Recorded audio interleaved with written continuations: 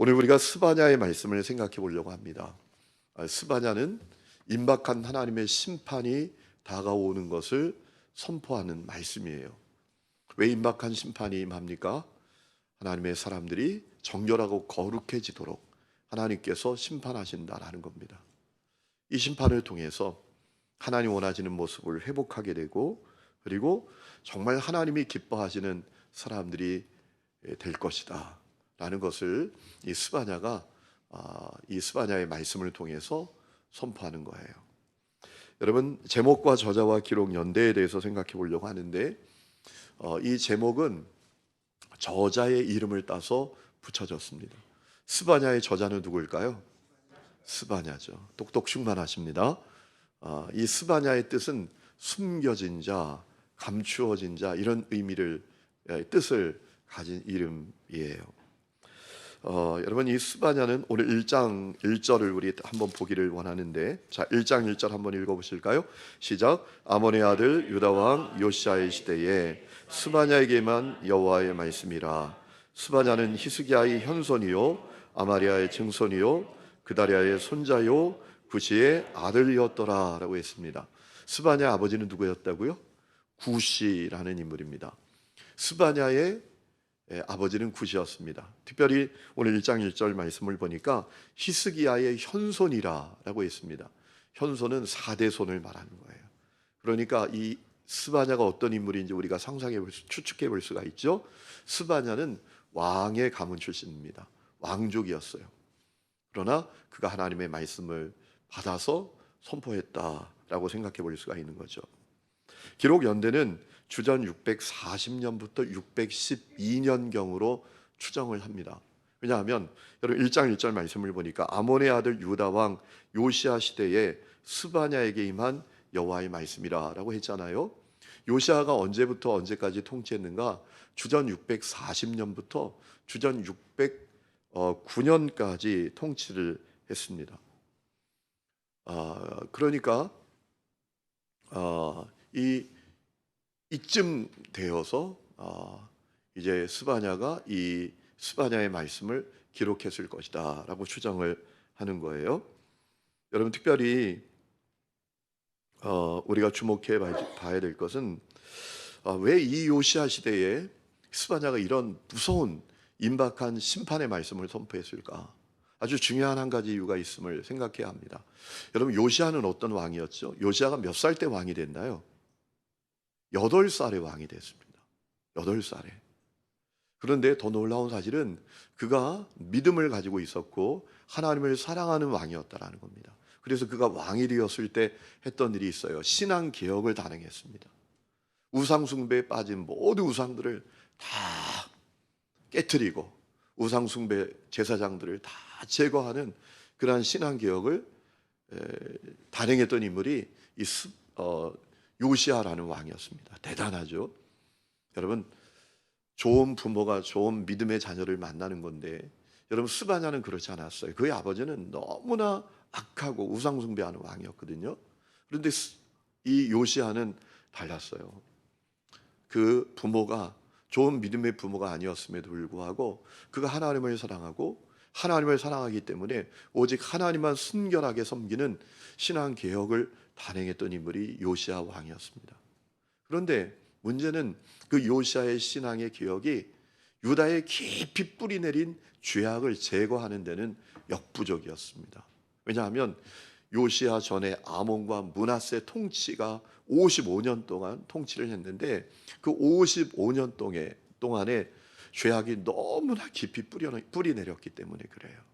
그래서 요시아가 신앙개혁을 단행했지만 유다에 깊이 뿌리 내린 죄악을 다 말끔하게 제거하는 것은 역부족이었다라는 겁니다. 실제로 요시아 왕이 죽자마자 이 유다는 다시 우상 숭배로 돌아가고 말아요. 그러니까 제가 결론 부분에도 잠깐 말씀을 드리겠지만 우리가 죄가 뿌리 내리지 않도록 하는 것이 대단히 중요합니다. 여러분, 우리가 그런 속담이 있잖아요. 새가 머리에 앉을 수는 있지만 둥지를 틀지 말게 해야 한다. 죄가 뿌리 내리면 안 돼요. 여러분, 죄를 경계해야 돼요. 죄가 깊이 뿌리 내리면 그 죄를 제거하는 것이 너무나 쉽지 않습니다. 요시아의 신앙 개혁이 55년 동안 므낫세와 아몬의 통치 아래 이루어졌던 그 죄의 뿌리를 뽑아내는 데는 역부족이었다라는 거예요. 그렇기 때문에 우리가 죄가 뿌리 내리지 않도록 우리가 깨어 있어 죄와 싸우고 근신하는 믿음의 길을 걸어야 한다라는 겁니다. 오늘 그 은혜가 여러분 가운데 있기를 축원합니다. 자, 스바냐의 특징에 대해서 생각해 보려고 하는데요. 이 스바냐서는 세 가지 특징을 갖고 있어요. 첫 번째는 여호와의 날에 반복이 됩니다. 여호와의 날이라고 하는 표현이 반복되고 강조되는 것을 우리가 봅니다. 자그마치 스바냐에는 여호와의 날이라는 표현이 18번이나 나와요. 여호와의 날은 두 가지 의미를 갖고 있어요. 하나는 심판의 날을 의미합니다. 또 하나는 하나님의 구원의 날을 의미하는 거예요. 스바냐는 여호와의 날이 임박했다 라고 말할 때 그 여호와의 날은 두 가지 의미를 품고 있다라는 거죠. 하나는 심판의 날을 의미하고 하나는 구원의 날을 의미한다라는 거예요. 그래서 우리가 스바냐를 보면 1장 2절부터 3절까지 읽어보면 심판의 메시지로 출발을 하는 것을 봅니다. 자, 1장 2절 말씀 보세요. 여호와께서 이르시되 내가 땅 위에서 모든 것을 진멸할 것이다. 심판하신다라는 겁니다. 내가 사람과 짐승을 진멸하고 공중의 새와 바다의 고기와 거치게 하는 것과 악인들을 아울러 진멸할 것이라. 내가 사람을 땅 위에서 멸절하리라. 나 여호와의 말이니라. 심판에 대한 선포로부터 시작이 되지만 이것이 여호와의 임박해 오는 여호와의 날이라는 겁니다. 그런데 또 하나의 여호와의 날을 선포하는데 그것은 구원의 날입니다. 여러분, 우리가 읽은 3장 9절 말씀 보세요. 그때에 내가 여러 백성의 입술을 깨끗하게 하여 그들이 다 여호와의 이름을 부르며 한 가지로 나를 섬기게 할 것이다 라고 했어요. 자, 심판의 메시지를 시작해서 구원의 선포로 끝난다라는 거예요. 또 3장 20절 말씀도 똑같아요. 내가 그때에 너희를 이끌고 그때에 너희를 모을지라. 내가 너희 목전에서 너희의 사로잡힘을 돌이킬 때 너희에게 천하 만민 가운데에서 명성과 칭찬을 얻게 하리라. 여호와의 말이니라. 하나님의 심판으로 시작해서 하나님의 회복, 하나님의 구원, 하나님의 축복으로 마무리되고 있어요. 그 날을 선포한 거예요.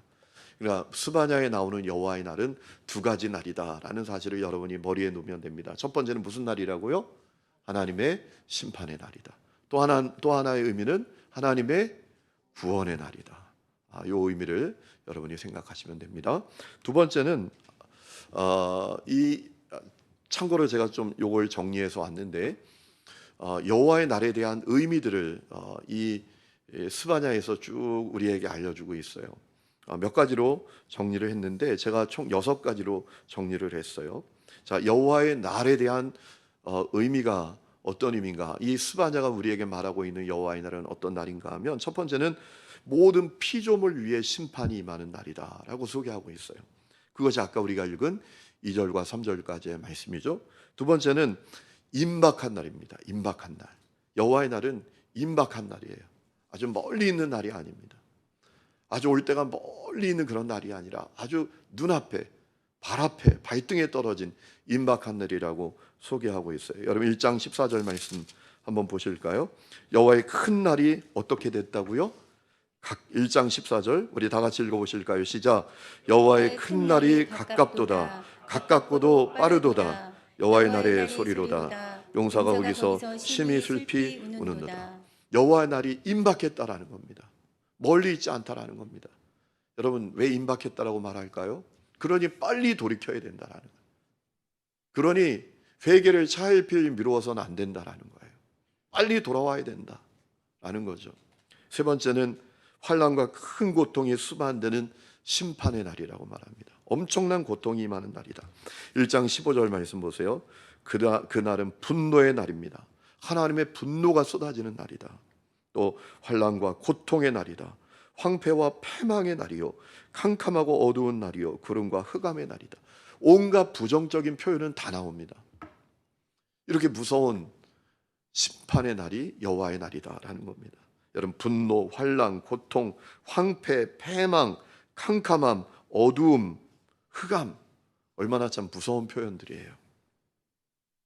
17절에도 내가 사람들에게 권한을 내려 맹인같이 행하게 할 것이다.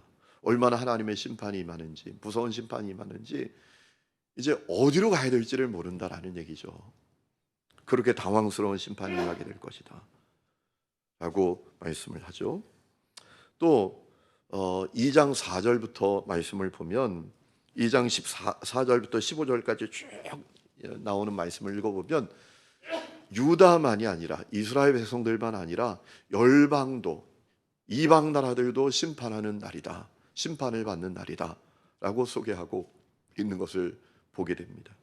또 하나는 아주 중요한 말씀인데요, 3장 12절부터 13절까지 보면 하나님께서 이 이스라엘의 패역과 죄에도 불구하고 순결한 믿음을 지키면서 남겨진 사람들이 있는데 그들을 보호하고 구원하는 날이라고 말씀하고 있어요. 여러분 3장 12절 13절 같이 읽어보실까요?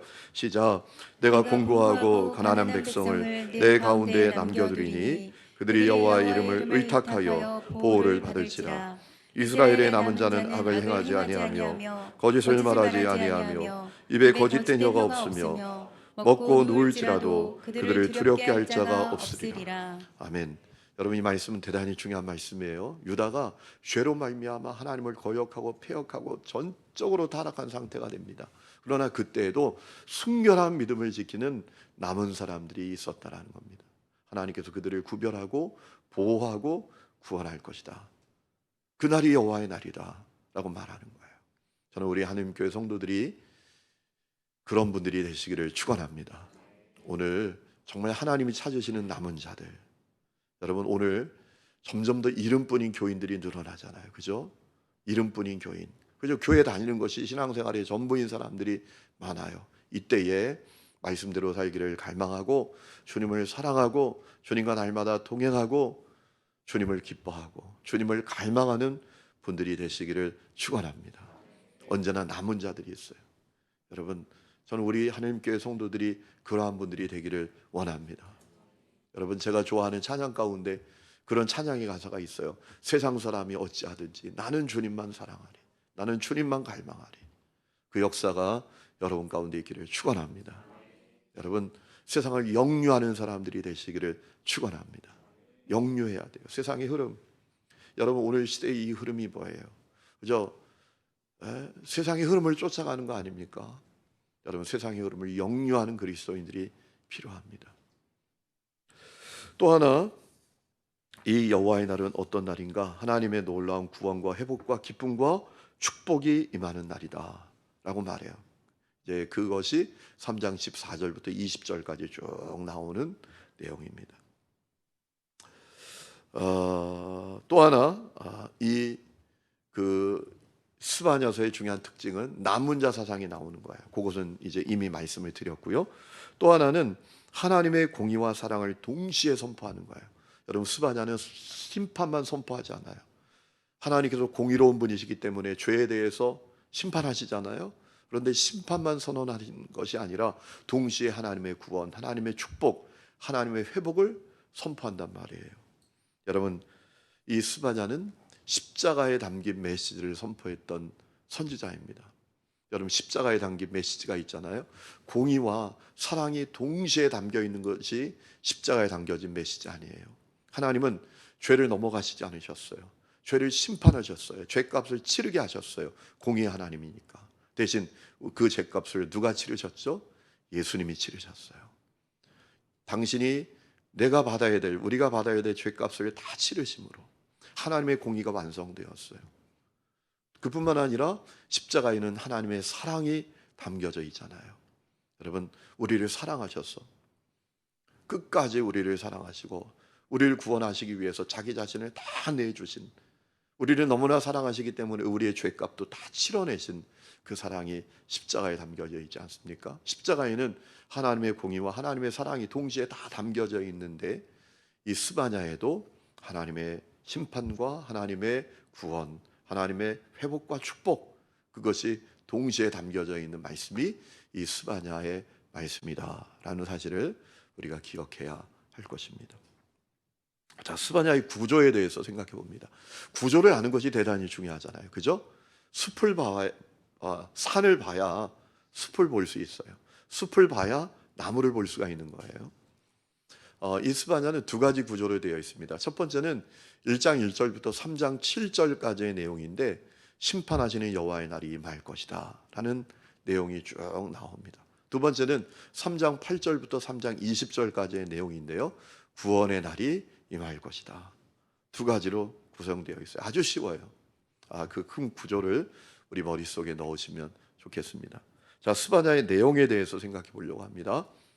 1장 1절부터 3장 7절까지는 심판하시는 여호와의 날이 임할 것이다 라는 말씀인데, 먼저 1장 2절부터 3절까지는 하나님께서 땅 위의 모든 것을 심판하신다 라고 선포합니다. 이것이 왜 중요하죠? 아주 중요한 의미가 있어요. 하나님의 통치는 예루살렘에만, 유다에게만 임하는 것이 아니라 온 세계에 임한다라는 겁니다. 여러분, 이 믿음이 여러분 가운데 있기를 축원합니다. 여러분, 유대인들에게 이 사실은 너무나 중요했어요. 하나님의 통치는 유다, 예루살렘, 이스라엘에게만 있는 것이 아니라 온 세계에 임한다라는 거예요. 그래서 하나님의 심판이 모든 열방 가운데 임하게 된다라는 내용이 1장 2절부터 3절까지 우리가 아까 읽었던 내용입니다. 그리고 1장 4절부터 18절까지의 말씀은 유다의 죄, 또 유다가 섬기는 우상에게 하나님의 심판이 임할 것이다 라는 말씀이 나와요. 자, 4절부터 6절까지의 내용은 우상 숭배자들을 심판하신다라는 내용이 나옵니다. 여러분, 4절 보세요. 내가 유다와 예루살렘의 모든 주민들 위에 손을 펴서 남아있는 바알을 그곳에서 멸절하며 그마림이란 이름과 및 그 제사장들을 아울러 멸절하며 또 지붕에서 하늘의 무별에게 경배하는 자들과 경배하며 여호와께 맹세하면서 말감을 가리켜 맹세하는 자들과 여호와를 배반하고 따르지 아니한 자들과 여호와를 찾지도 아니하며 구하지도 아니한 자들을 멸절하리라 라고 했습니다. 죄에 빠져 있는 유다와 그 우상에게 하나님의 심판이 임한다 라고 선포를 합니다. 그리고 12절부터 13절까지의 내용을 보면 회의로운 자들을 향한 주님의 심판이 임할 것이다 라고 했습니다. 자, 여러분 12절 13절 같이 읽어보실까요? 시작. 그때 내가 예루살렘에서 찌꺼기같이 가라앉아서 마음속에 스스로 이르기를 여호와께서는 복도 내리지 아니하시며 화도 내리지 아니하시리라 하는 자를 등불로 두루 찾아 벌하리니 그들의 재물이 노략되며 그들의 집이 황폐하게 될 것이라. 그들의 집을 건축하나 거기에 살지 못하며 포도를 가꾸나 그 포도주를 마시지 못하리라. 아멘. 이 말씀을 보면 우리가 회의론에 빠지는 것이 얼마나 무서운 것인지 알게 됩니다. 하나님 살아계셔? 에이, 아닌 것 같아. 이런 마음을 가지고 살아가는 사람들에게 하나님의 무서운 심판이 임한다라는 겁니다. 자, 그것을 뭐라고 표현했습니까? 예루살렘에서 찌꺼기같이 가라앉아서 마음속에 스스로 이르기를 여호와께서는 복도 내리지 않고 화도 내리지 아니하시리라 하는 사람들, 그들이 하나님의 심판을 받게 될 것이다. 여러분, 이건 어떤 상태를 말하는 거죠? 마음에 생명력이 없어요. 그냥 고인물 같아요. 여러분, 고인물은 어떻게 되죠? 썩어요. 완전히 고인물처럼. 여러분, 고인물은 어떻게 돼요? 그 찌꺼기가 그냥 그 밑에 퇴적층처럼 확 잠겨 있잖아요.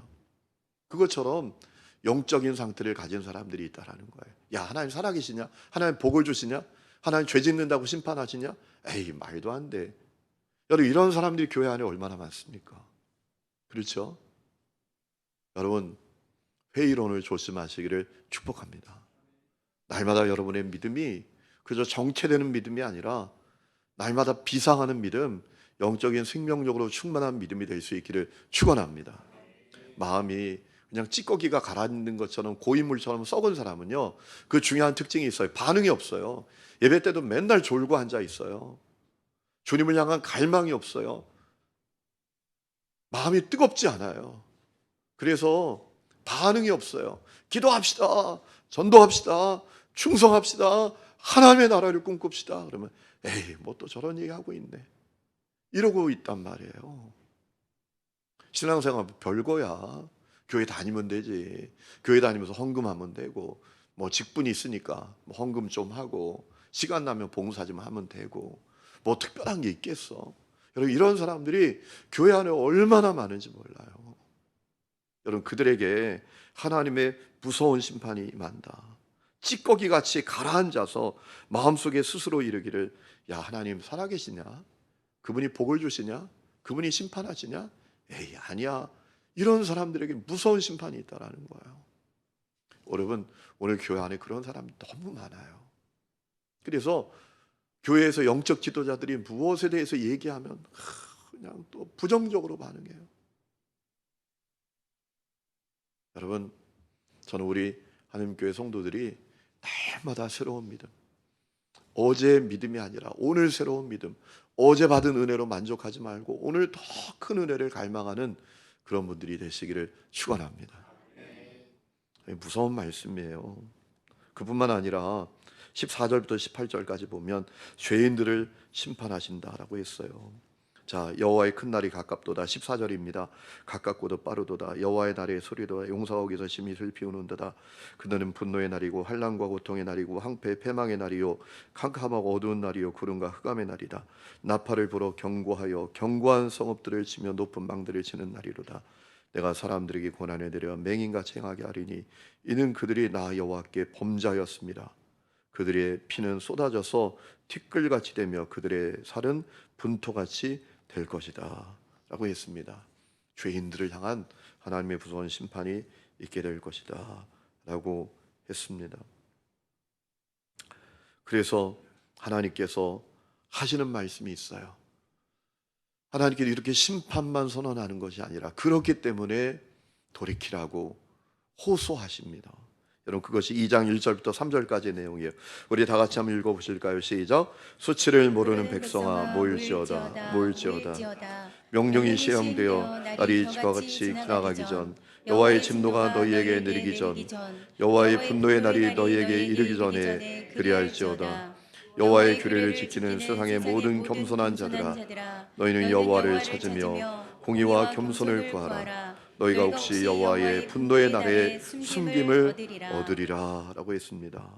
여러분, 호소하시는 거예요. 이렇게 무서운 심판이, 임박한 심판이 다가온다. 이 심판을 피하는 길이 있다. 돌이키면 된다. 돌이키면 된다 라고 말씀을 하세요. 3절 끝에 여호와의 분노의 날에 숨김을 받을지 어떻게 알겠는가. 자, 그리고 2장 14절부터 15절까지는 유다의 주변 나라들을 심판하시겠다라는 말씀이 쭉 나옵니다. 가사, 아스글론, 아스돗, 에그론. 여러분, 이 지명들은 다 어느 나라를 말하는 거죠? 가사, 아스돗, 에글론, 아스글론, 어디를 말하는 거죠? 블레셋. 블레셋에 대해서 심판의 말씀을 하시는 거죠. 그리고 모압과 암몬과 구스와 니느웨를 심판하시겠다라는 말씀이 4절부터 15절까지 쭉 나오죠. 니느웨는 어디의 수도죠? 아수르. 그러니까 아수르가 하나님의 심판을 피하지 못할 것이다 라는 겁니다. 자, 그리고 3장 1절부터 7절까지의 내용은 폐역한 예루살렘을 심판하시겠다라는 거예요. 그런데 심판당하는 이유가 있습니다. 총체적으로 타락해 있기 때문입니다. 여러분, 이러면 되잖아요. 가정에도 말이에요. 남편이 죄에 빠져 있으면 아내라도 깨어 있어야 돼요. 부모가 죄에 빠져 있으면 자식들이라도 깨어 있어야 돼요. 그러면 사는 길이 열립니다. 그런데 다 죄에 빠져 있는 거예요.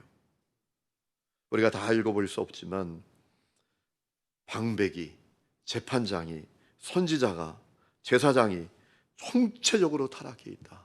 그렇기 때문에 임박한 심판을 받게 된다라는 거예요. 여러분, 사실 이것이 대단히 참 두려운 말씀이에요.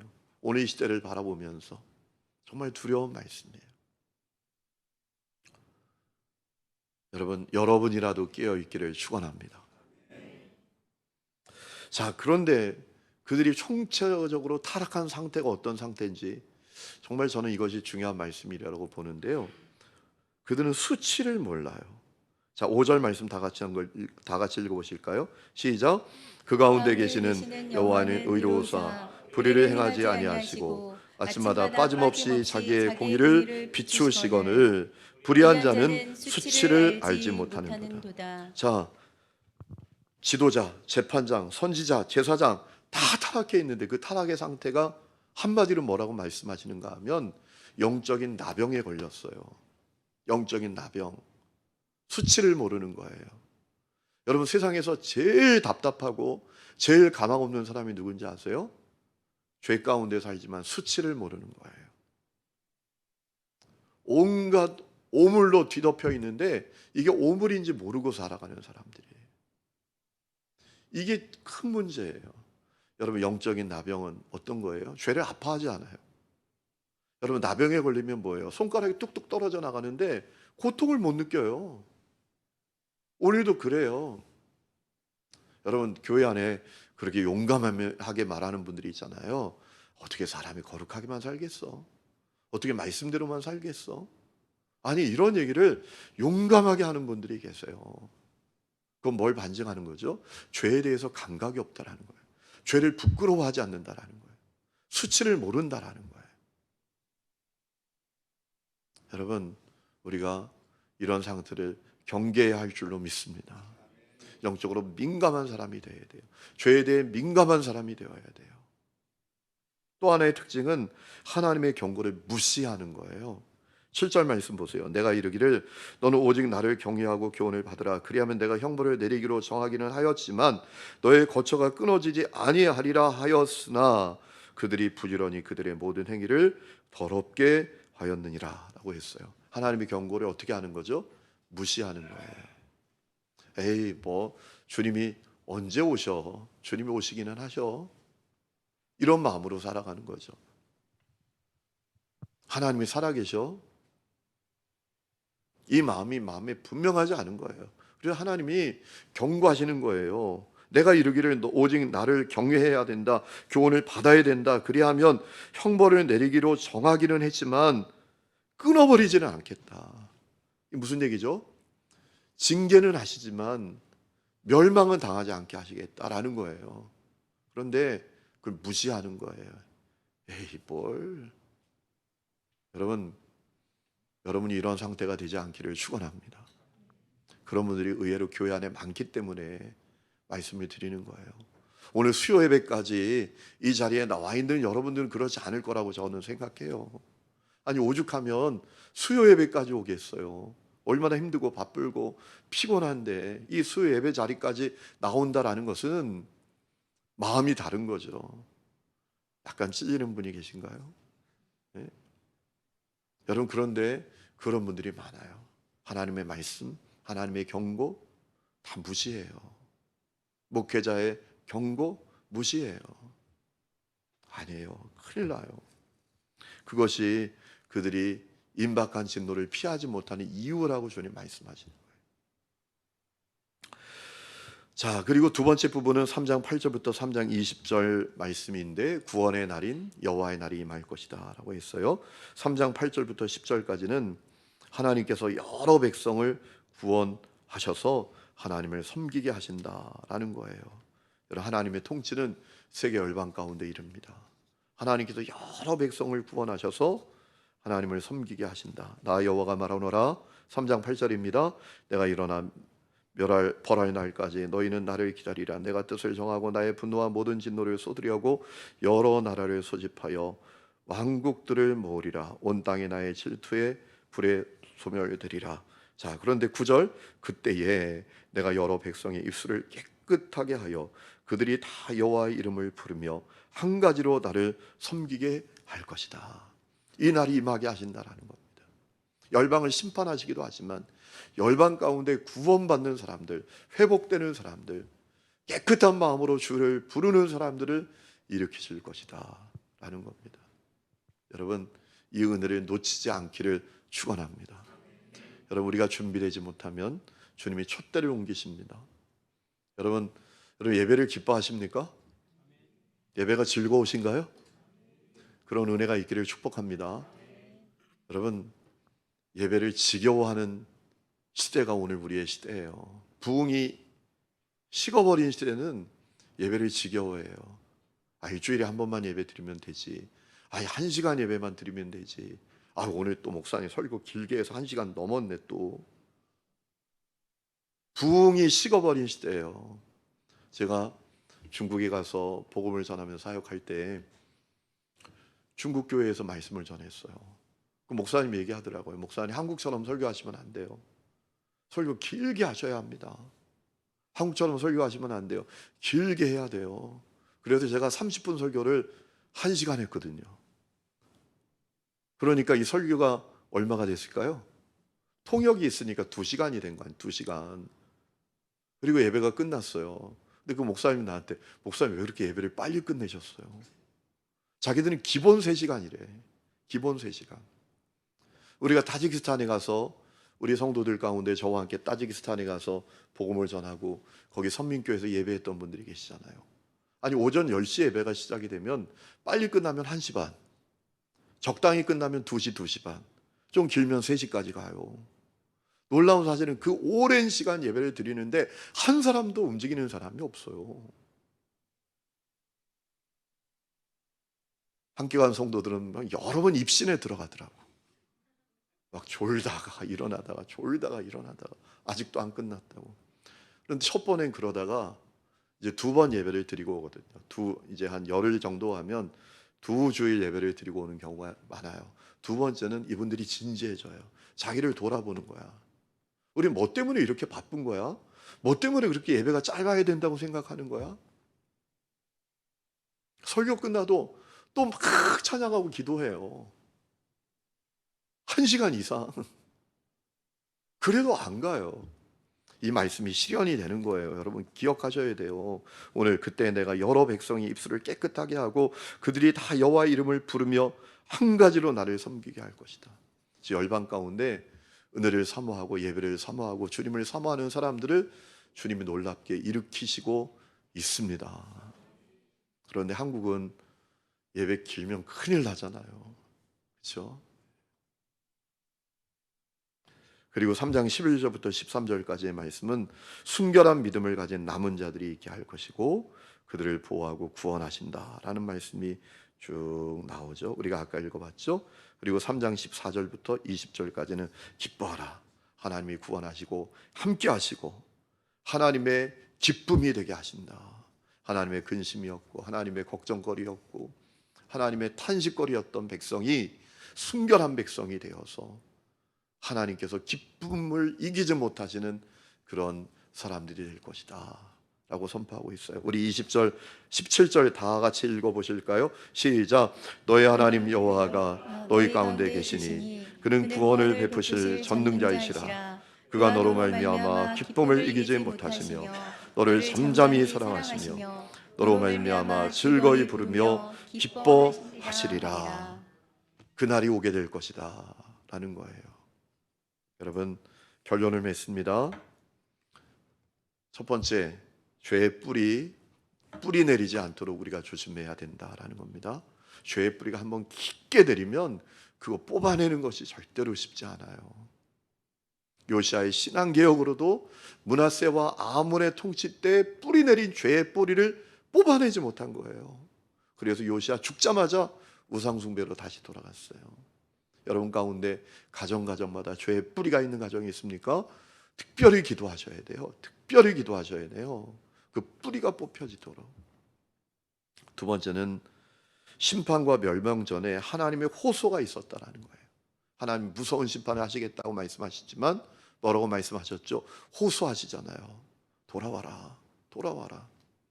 여러분 하나님은 무작정 심판하시는 분이 아니세요. 돌아올 기회를 주시는 분이세요. 중요한 건 기회를 놓치지 말아야 된다라는 거죠. 세 번째는 오늘 임박한 하나님의 심판과 구원을 선포하는 목소리는 어디에 있느냐 말이에요. 오늘 스바냐처럼 죄에 대한 하나님의 임박한 심판을 또 그 놀라운 하나님의 구원을 선포하는 목소리가 이 시대에 있느냐 말이에요. 여러분 기억하세요. 십자가의 복음을 선포하는 것이 스바냐가 선언한 이 선포를 선포하는 거예요. 십자가의 복음 뭐예요? 죄인은 멸망당한다. 죄인은 죽는다. 라는 거 아니에요. 하나님 무서운 심판. 죄인은 지옥불에 들어간다. 죄인은 영원한 멸망을 당하게 된다. 그러나 예수님이 그 죄값 치르셨다. 예수 믿으면 놀라운 구원이 당신에게 임한다. 그것이 십자가의 복음 메시지잖아요. 여러분, 복음을 전하는 것이 스바냐가 전하는 메시지를 선포하는 거예요. 그렇다면 오늘 우리는 복음을 전하며 살고 있나요? 오늘 벌써 수요일인데 여러분 직장 생활하면서 삶의 자리에서 살아가면서 여러분 만나는 사람들이 복음을 전한 적이 있으신가요? 직장 생활하면서 그저 익명의 그리스도인으로 살지 않으셨나요? 예수 안 믿는 사람처럼, 교회 안 다니는 사람처럼 사시지는 않았나요? 여러분, 사람들에게 다 지금 종말이 다가오고 있어요. 예수님이 오시기 전에 오늘 밤에 종말을 맞을 사람이 있어요. 그래서 주님 앞에 서게 될 사람들이 있더라고요. 여러분, 우리가 복음을 전하는 삶을 살아야 돼요. 복음을 전하는 것이 임박한 하나님의 심판과 그리고 놀라운 하나님의 구원을 선포하는 것인 줄로 믿습니다. 복음을 전하며 사시기를 축복합니다. 전도는 특별한 은사자들에게만 주신 사명이 아니에요. 전도는 은사가 아니에요. 물론 전도를 잘하는 분이 있죠. 그런데 전도는 우리 모두에게 주신 사명이에요. 오직 성령이 너에게 임하시면 너희가 권능을 받고 예루살렘 온 유대 사마리아 땅끝까지 이르러 내 증인 되어야 한다라고 했잖아요. 성령이 어디 와 계세요? 우리 속에 와 계시죠. 그래서 우리에게 권능이 있잖아요. 우리는 내 능력으로 사는 사람들이 아니라 주님의 능력으로 사는 사람들이잖아요. 그렇기 때문에 우리는 다 전도의 사명을 받은 사람들이에요.